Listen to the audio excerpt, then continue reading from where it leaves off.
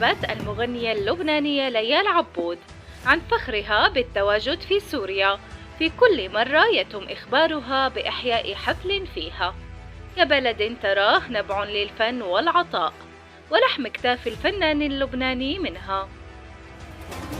أنا بالأكتر والله حبيتها.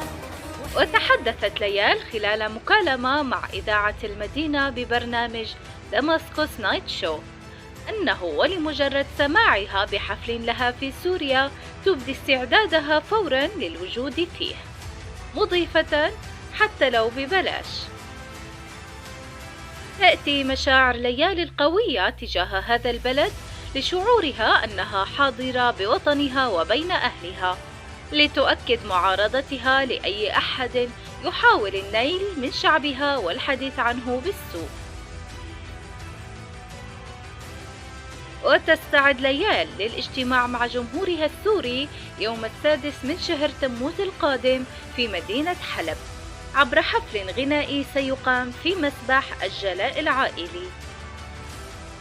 وكانت قد شاركت عبر حسابها فيسبوك مقطع فيديو أطلت فيه معبرة عن اشتياقها لحلب بعد انقطاع دام عنها 4 سنوات، لتشوق جمهورها وتعد بسهرة من العمر حسب وصفها.